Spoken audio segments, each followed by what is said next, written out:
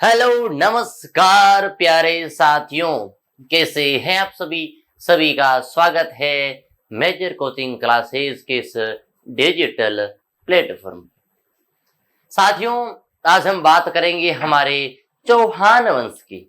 चौहान वंश की जिस प्रकार से पीछे हमने कछवा डायनेस्टीज को पढ़ा है, उसी प्रकार से हम चौहान वंश की पूरी बहुत शानदार और बहुत ही गहराई के साथ में आपके एग्जाम के पॉइंट ऑफ व्यू हिसाब के महत्वपूर्ण तरीके से तथ्यों का अध्ययन करते हुए चलेंगे।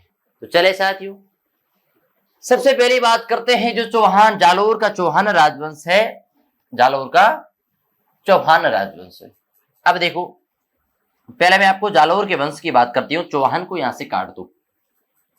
अब इतना ध्यान रखना है अपने को, जालोर का वंश ध्यान रखना है। चौहान को एक बार यहां से डिलीट मारो। अपने को ध्यान रखना है जालोर। सबसे पहले लिखो जालोर। अब इतना ध्यान रखना है, जालोर के अंदर कैसे चौहान हैं? सोनगरी चौहान थे भाई। क्यों थे? चलो, जालोर के अंदर एक पहाड़ी है, सोन पहाड़ी है। पहाड़ी कौन सी है? सोन पहाड़ी। और पहाड़ी किसे कहते हैं अंग्रेजी में? हिंदी में पहाड़ी कहते हैं गिरी को। तो हुआ क्या? सोन प्लस में गिरी क्या हो गया? सोनगिरी। तो कौन सी पहाड़ी हो गई? सोनगिरी पहाड़ी के चोटी पर क्या बना है? जालोर का किला बना है। सोनगिरी पहाड़ी है तो ध्यान रखना, चौहान भी कैसे हो गए? वंश कौन सा हो गया? सोनगरा। सोनगरा वंश हो गया। तो कैसे चौहान थे? सोनगरा के चौहान राजवंश शामिल थे। यहां तक आपको समझ में आ गया कि भैया जालोर, जालोर के अंदर सोन पहाड़ी, सोन प्लस गिरी यानी सोनगिरी, और वंश कौन सा था? सोनगरा। सोनगरा चौहान थे। कैसे चौहान थे? सोनगरा चौहान थे। चलो, फिर बात करते हैं कि भैया इनकी कुलदेवी कौन सी थी। इनकी कुलदेवी कौन सी थी? आपने नाम सुना होगा, आशापुरा माता। आपने नाम सुना होगा इनकी कुलदेवी। कुलदेवी कौन थी भाई? आशापुरा माता। कौन थी? आशापुरा माता।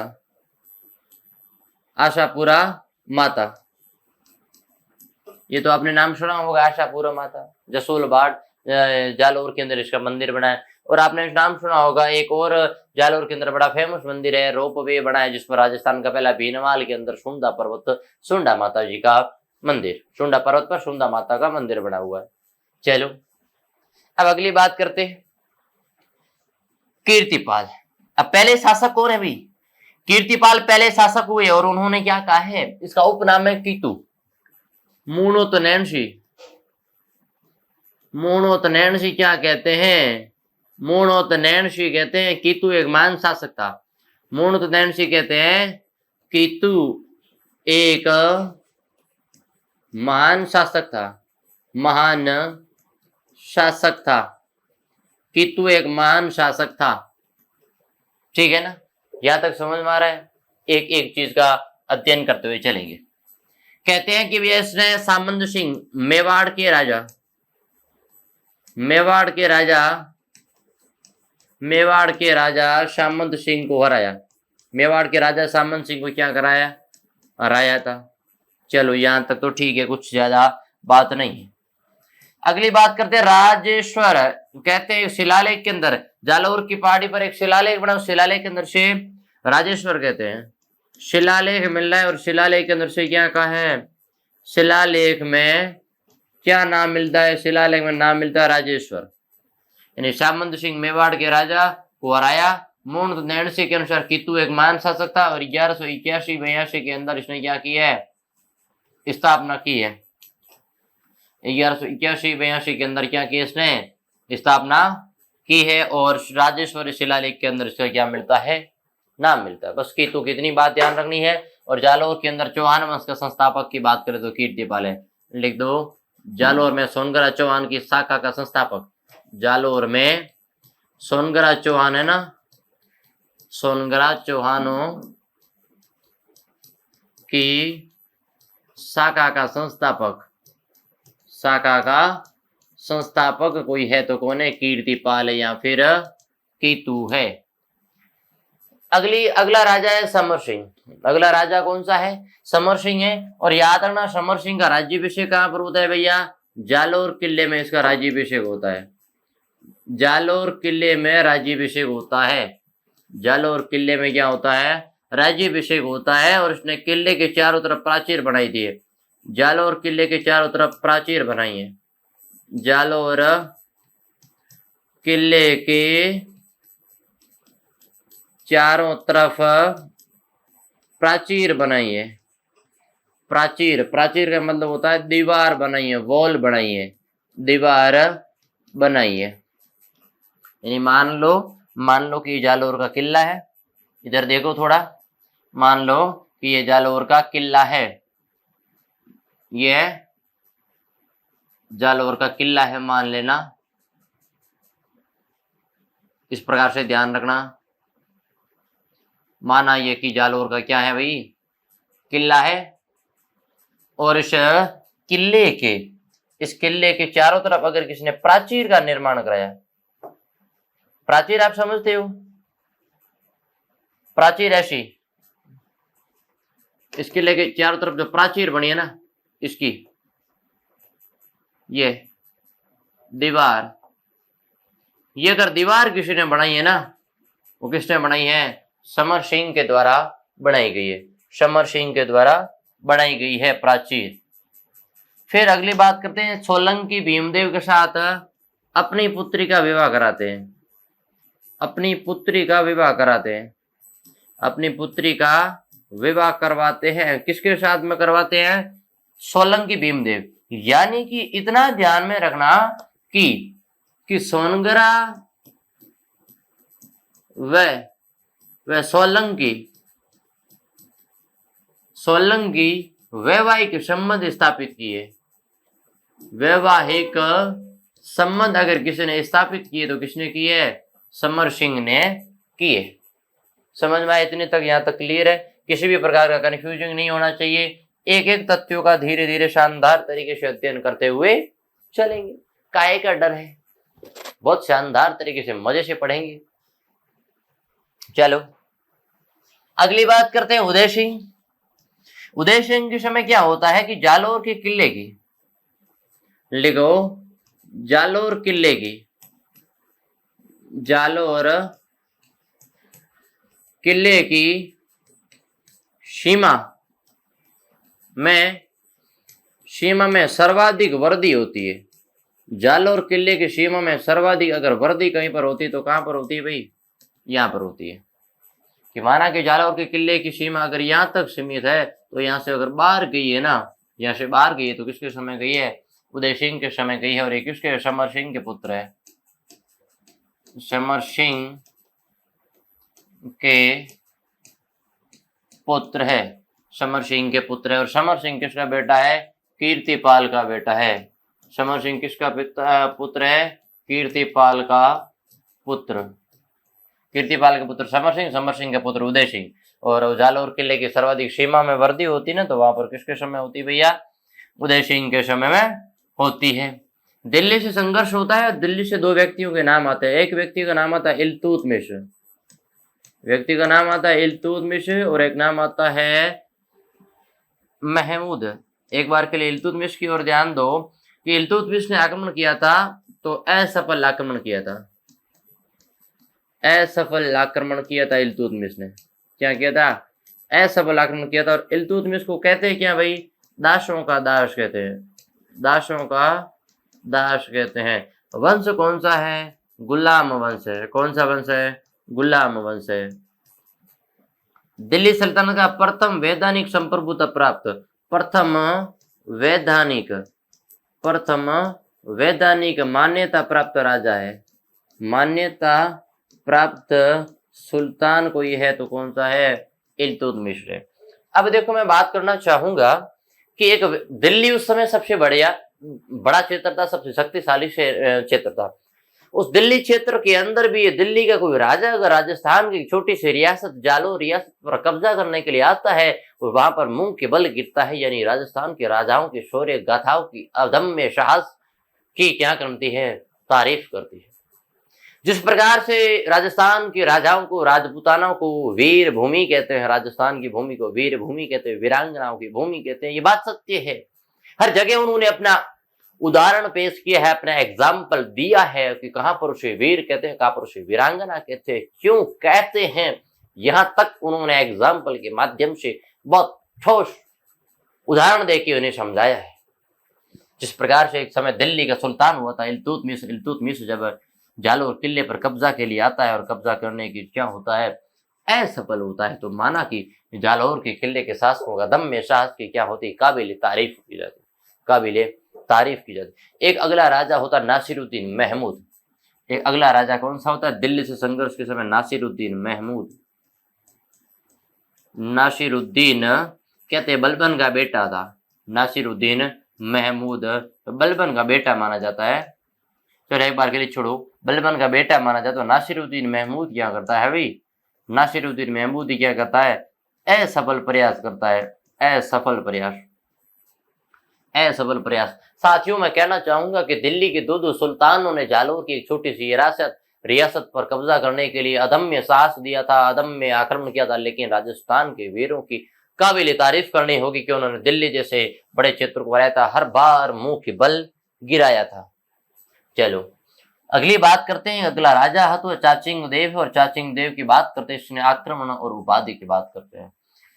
किसी भी मुस्लिम आक्रमण, यानी इसके समय चाचिंग देव के समय, इसके समय दिल्ली की ओर से, दिल्ली की ओर से, दिल्ली की ओर से कोई मुस्लिम आक्रमण नहीं होता है, कोई मुस्लिम आक्रमण नहीं होता है, मुस्लिम आक्रमण नहीं होता है। एक राजा था, नहीं होता है, एक राजा था जिसके समय दो अभियान होते, वह सफल होते तो तिबारा फिर दोबारा फिर नए अभियान के लिए नहीं आने थे, मुसलमान नहीं आए थे। अगली बात करते हैं कि प्रथम राजपूत राजा, प्रथम जालोर का प्रथम शासक, जालोर का प्रथम शासक, जालोर का प्रथम शासक जिसने महाराजा व राजाधिराज, वह राजाधिराज की उपाधि, राजा धीराज की उपाधि धारण की है। क्या की है, उपाधि धारण की है, उपाधि धारण की है। ये चीज ध्यान में रखना कि आक्रमण के समय चाचिंग देव एक ऐसा सा, और ये किसका बेटा भैया, ये किसका बेटा, पीछे देखो पिता का नाम उदय सिंह, उदय सिंह का पुत्र है, ये उदय सिंह का पुत्र है, उदय सिंह का पुत्र है। ये चीज नोट कर देना। यानी कि इसके समय दिल्ली की ओर से कोई मुस्लिम आक्रमणकारी नहीं आता है। दूसरी बात है कि जालोर का प्रथम शासक है जिसने क्या किया है, राजाधिराज और महाराजाधिराज जैसी उपाधियां धारण की। बड़ी बड़ी शक्तिशाली उपाधि होती है महाराजाधिराज की उपाधि। चलो अगली बात करते हैं कानड़ देव की। जालोर के एक महान शासक हुए कानड़ देव। जालोर के किले के अंदर सबसे शक्तिशाली अगर कोई हुआ है ना तो वो कौन हुआ है, कानड़ देव हुआ है। किंतु कानड़ देव की बातों के अंदर है कि जानकारी का स्रोत, जानकारी के स्रोतों के अंदर पहली बात क्या करते हैं, पहली बात करते हैं कानड़ देव प्रबंध, पहली बात करते हैं कानड़ देव प्रबंध, प्रबंध, और दूसरी बात करते हैं वीरम देवरी बात, दूसरी बात करते हैं वीरम देवरी बात, वीरम देवरी बात। ये दोनों ग्रंथ किसके हैं, ये दोनों ग्रंथ किसके भाई, ये चीज ध्यान में रखना। पद्मनाभ, पद्मनाभ के दोनों ग्रंथ है। दोनों ग्रंथ किसके भैया, पद्मनाभ के दोनों ग्रंथ है। चलो अगली बात करते हैं तीसरा ग्रंथ मूणोत्नैणसी का है। मूणोत्नैणसी का कौन है, मारवाड़ रिप्रगनारा विगत, ठीक है ना, मारवाड़ रिप्रगनारा विगत लिख दो, मारवाड़ी परगना रे विगत। मारवाड़ रिप्रगना रे विगत कौन है भैया, माफ करना, ये कौन है, मूणोत्नैणसी है। कौन है? मूणोत नैनशी है। कौन थे भैया? मूणोत नैनशी थे। चलो अगली बात करते हैं। अगली बात आपने नाम सुना होगा अमीर खुसरो। अमीर खुसरो खजाइनुल फुतू है। अमीर खुसरो, अमीर खुसरो ग्रंथ है खजाइन उल फुतू। खजाइन उल फुतू है, खजाइन उल फुतू है। फरिश्ता का एक व्यक्ति का नाम आता है फरिश्ता, उसने भी ये जानकारी मिलती है यहाँ से। कौन है? फरिश्ता। ठीक है ना। चलो तो जानकारी के स्रोतों के अंदर कानड़ देव प्रबंध और वीरम देवरी बात ये किसके? पद्मनाभ के हैं। और मारवाड़ी प्रज्ञा विगत मूणो तो नैनशी के हैं। और अमीर खुसरो की खजाइन उल्ला फुतू है। ये चीज ध्यान में रखना भैया, कौन कौन सी जानकारी के स्रोत मिलते हैं, क्योंकि जानकारी के स्रोत बड़ा इंपॉर्टेंट है। राजा बड़ा शक्तिशाली है, उस समय का महान शासक हुआ था, उस समय का महान शासक हुआ था। तो कहते हैं कि इस समय दिल्ली का सुल्तान कौन था? थोड़ा मैप के माध्यम से समझाने की कोशिश आपको जरूर करूंगा कि भैया देखो, उस समय अगर राजस्थान की बात करें, अगर राजस्थान की बात करें, चलो इतना बना लो आपके लिए मोर देन इनफ होगा। इसके अंदर सबसे महत्वपूर्ण चीज ये है, यहां पर है दिल्ली, यहां पर क्या है? दिल्ली। और इस समय दिल्ली में सुल्तान कौन था भाई? अलाउद्दीन खिलजी। कौन था? अलाउद्दीन खिलजी था दिल्ली का सुल्तान। यहां बात करते हैं मेवाड़ जालोर। जालोर ये क्या है भैया? राजस्थान का जालोर क्षेत्र है। जालोर के अंदर कौन है भैया? कान्नड़ देव है। जालोर के अंदर कौन है? कान्नड़ देव है। बस इतना समझ में, इतना ध्यान रखना कि यहाँ पर शासक कौन है भैया? ये। तो इनका संघर्ष अलाउद्दीन खिलजी से होता है क्यों है? उसके पीछे वजह क्या है? वो वजह ध्यान में, अलाउद्दीन खिलजी से संघर्ष होने के पीछे वजह ये एक बार क्या होता है, अलाउद्दीन खिलजी की सेना गुजरात अभियान के दौरान जाती है। जब गुजरात अभियान के दौरान जाती है तो वापस आती सेना को क्या किया है? कानड़ देव और वीरम देव की सेनाओं ने ध्वस्त किया है, उस पर धावे बोले, उस पर हमले किए, उस पर छोटे छोटे अभियान किए, उनको लूटा है, उनको जन धन की हानि पहुंचाई है। तो पहला तो आक्रोश वहां से फैल गया कि कहीं ना कहीं क्या करना है, एक बार कानड़ देव और वीरम देव से क्या करना है? कानड़ देव से युद्ध करना है। लेकिन युद्ध के पीछे बहुत सारे कारण होते हैं। जिस प्रकार से 1857 की क्रांति के पीछे तत्कालिक कारण होता है क्या है? चर्बी वाले कारतूस। उसी प्रकार से पहले राजनीतिक, सामाजिक और धार्मिक बहुत सारे कारण हुआ कर रहे, जिसके अंदर अलाउद्दीन खिलजी से संघर्ष के दौरान पहला कारण ये हो गया। तो पहला कारण मैंने आपको बता दिया कि अलाउद्दीन खिलजी की गुजरात अभियान, अलाउद्दीन खिलजी की, अलाउद्दीन की गुजरात अभियान से लौटती सेना, गुजरात अभियान, गुजरात अभियान से लौटती सेना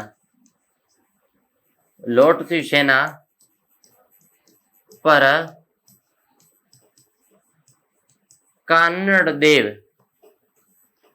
देव द्वारा हमला करना। दूसरा कारण कहते हैं भाई, अलाउद्दीन खिलजी दिल्ली का सुल्तान था तो साम्राज्य विस्तार की नीति से कहीं ना कहीं क्या था? रूबरू था। तो दूसरा कारण देख सकते हैं भैया क्या था? साम्राज्य विस्तार नीति, जो एक बड़ा कारण था। साम्राज्य विस्तार नीति थी। लेकिन कहीं ना कहीं तीसरा कारण बड़ा रोल निभा रहा है, करंट इवेंट है कि फिरोजा की, आपने सुना होगा वीरम देव और फिरोजा की कहानी सुनी होगी। तो वीरम देव और फिरोजा की प्रेम कहानी कि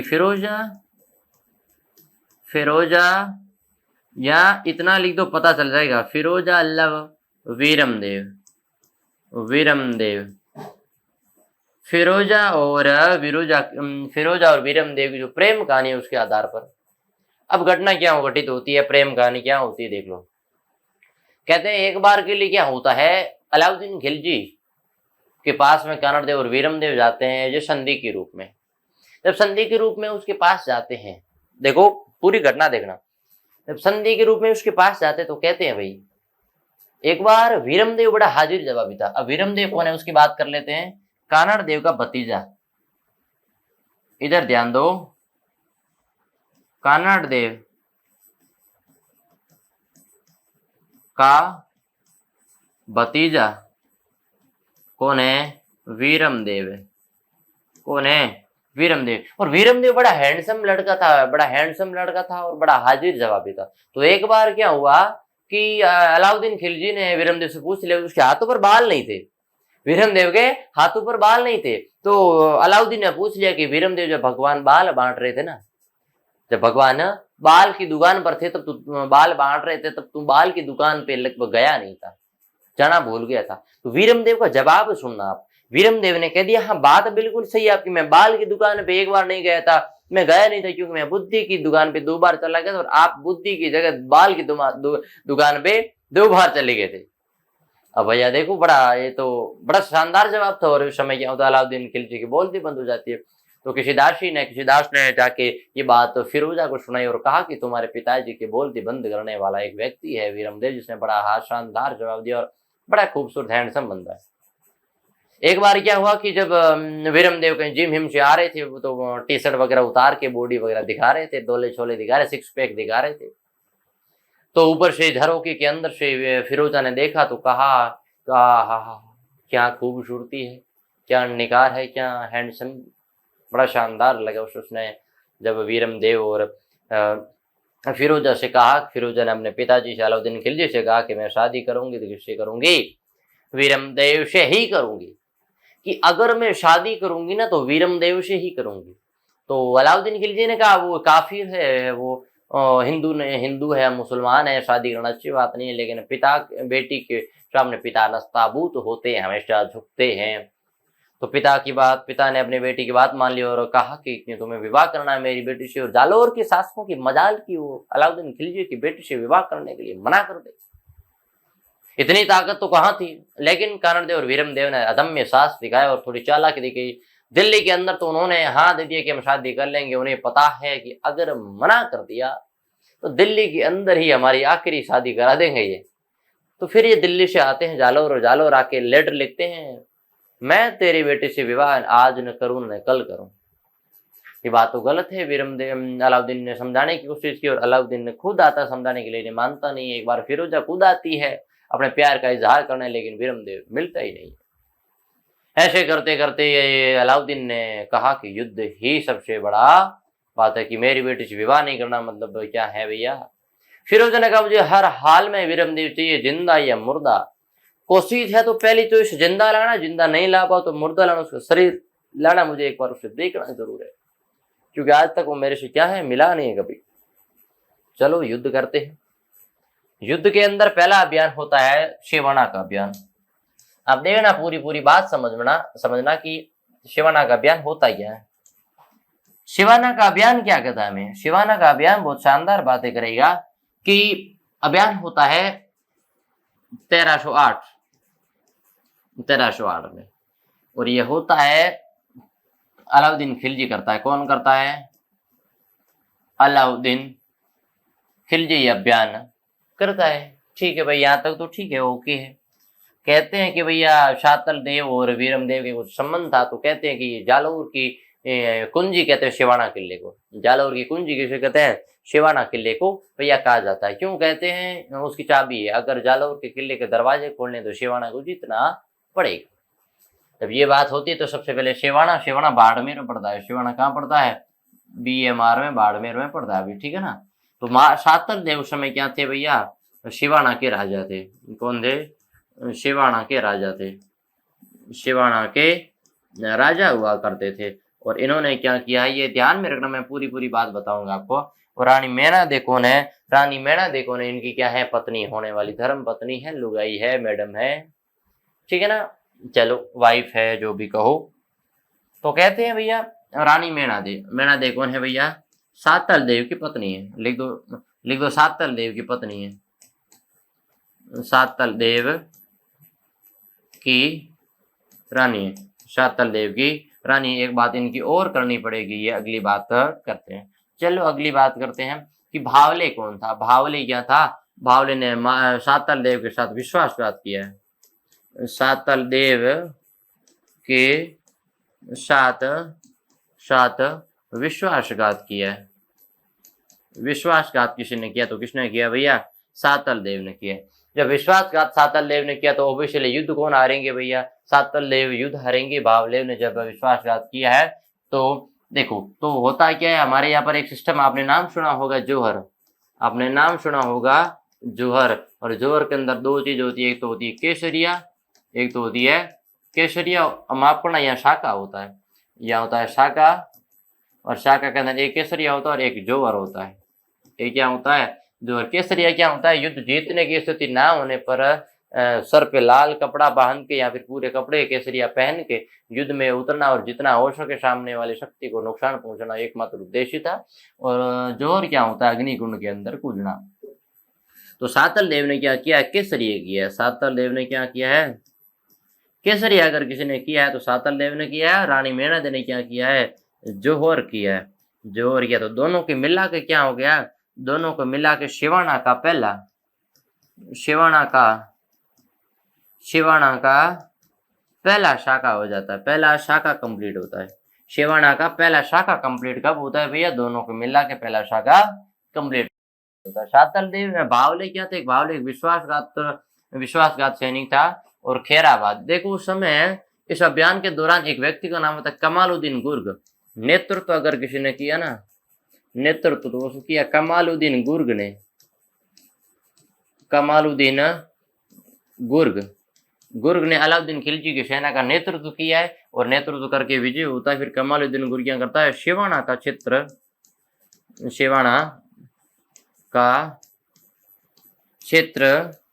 संभालता है।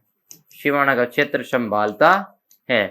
और इसका नाम खैराबाद किया है भाई। शिवाना का नाम परिवर्तन किया है। शिवाना का अलाउद्दीन ने नाम परिवर्तन किया है। अलाउद्दीन ने नाम परिवर्तन किया है। नाम परिवर्तन किया था। अलाउद्दीन ने क्या किया है? शिवाना का नाम करके क्या कर दिया? खैराबाद कर दिया। रानी मेणादेवी ने क्या किया है? जोहर किया है। रानी मेणादेवी ने जोहर किया है। और केसरिया किसने किया? राव सातल देव ने किया। ये बात समझ में आ गई? ओवरऑल आप पूरा एक बार ध्यान देना ना, स्क्रीनशॉट ले लेना, कहीं गलत मत करना, पूरी चीजें ध्यान में रख लेना, ठीक है।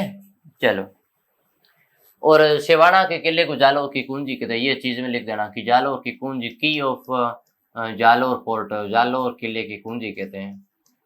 जालोर किले की कुंजी कहते हैं। अगर जालोर को जीतना है तो शिवाना को हराना पड़ेगा, और शिवाना को क्या कर दिया? हरा दिया।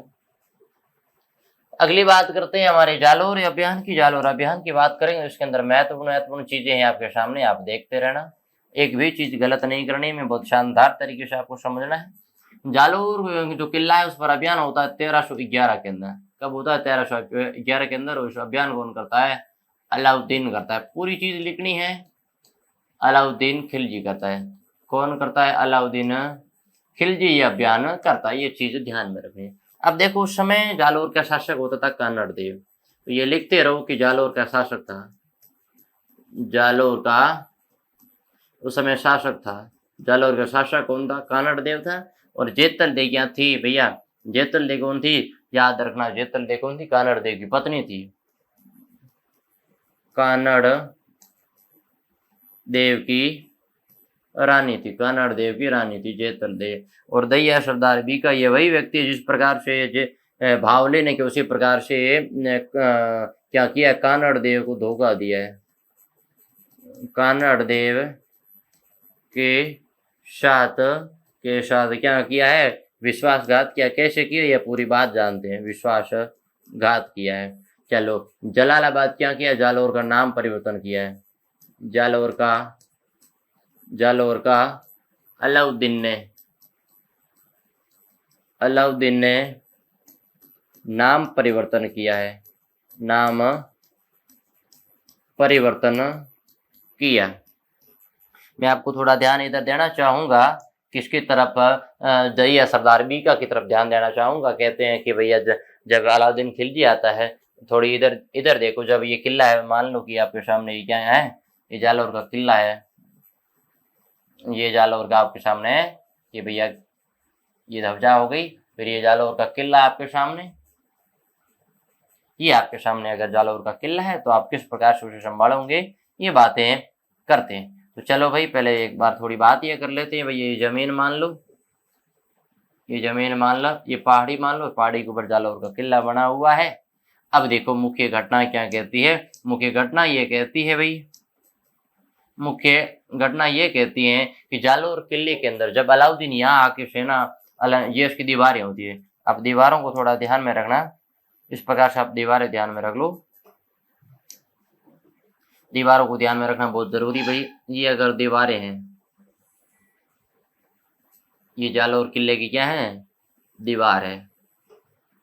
ये जालौर किले की क्या बनी है, दीवार बनी हुई है।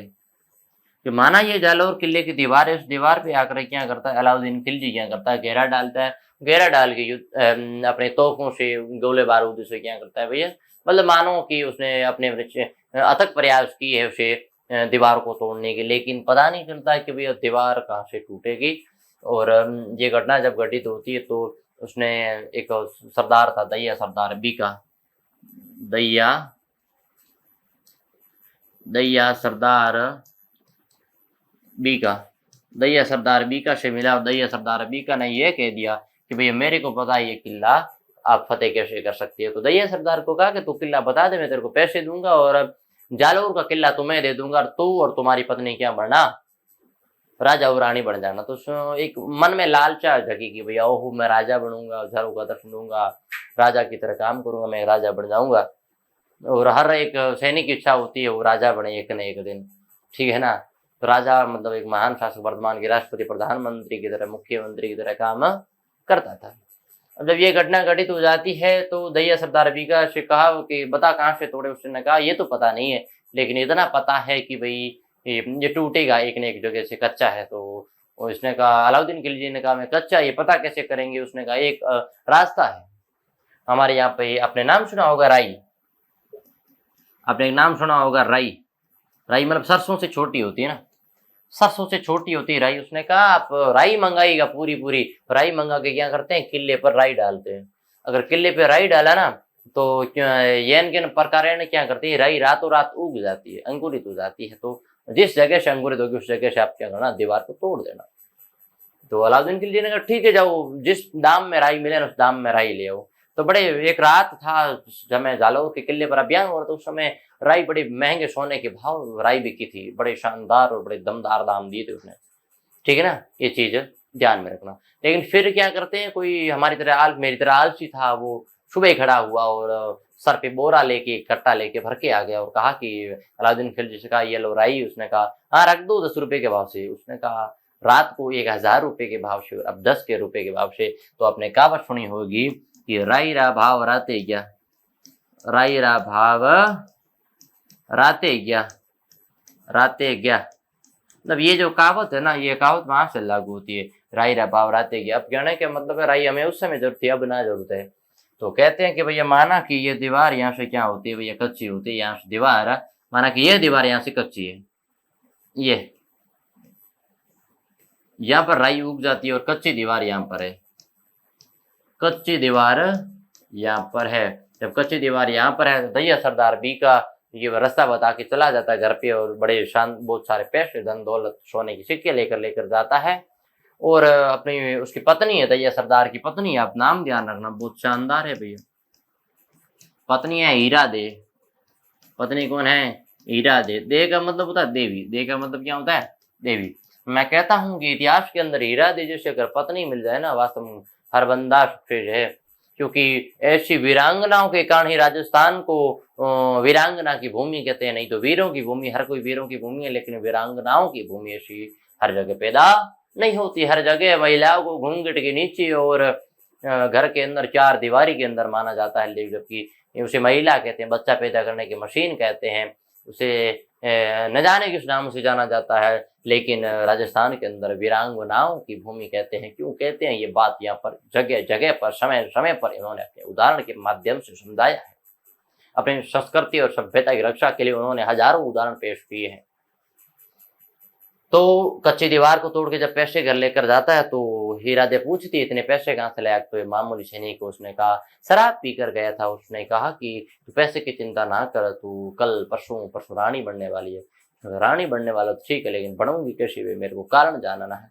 ये शराब पी कर आया था। उसने पूरी पूरी बात बता दी। मैंने अलाउद्दीन खिलजी कल अभियान करेगा, कानड़ देव और वीरम देव को मार देगा और हमारा जब रानी बन जाएगी। ये बात उसकी पत्नी हीरादे को हजम नहीं, और हीरादे ने क्या किया कि एक तरफ देश है, एक तरफ पति है। पति क्या है भैया, पति विश्वासघाती है। विश्वासघाती पति को क्या किया है, हीरादे ने चाकू से मारा है। हीरादे ने क्या किया है, चाकू से मारा है। चाकू से अपने पति, विश्वासघाती पति को मारा। वो हीरादे जिसने बिल्कुल हाथ नहीं कांपे थे अपने पति को मारते हुए, छाती के अंदर छुरा घोंपते हुए, कटारे घोंपते हुए। काबिल तारीफ मैं कहता हूँ, आंखें नम और धड़कनें तेज और दिल की धड़कनें धक धक धक धक धक धक करने वाली, रूह कांपने वाली घटना थी वो हीरादे के सामने, और उसने वही घटना को चुना। जब उसे ये बात वीरम कानड़ देव और वीरम देव तक पहुंची, उससे पहले अलाउद्दीन खिलजी ने सेना सहित किले के अंदर प्रवेश कर दिया था। और कहते हैं कि फिर क्या करे भैया, फिर कुछ ना कुछ करे। तो क्या करते हैं, कानड़ देव प्लस में वीरम देव, कानड़ देव और वीरम देव दोनों मिलके क्या करते हैं भैया, यहाँ पे ये चीज में ध्यान रखना। कानड़ देव और वीरम देव मिलके क्या करते हैं, केसरिया करते हैं।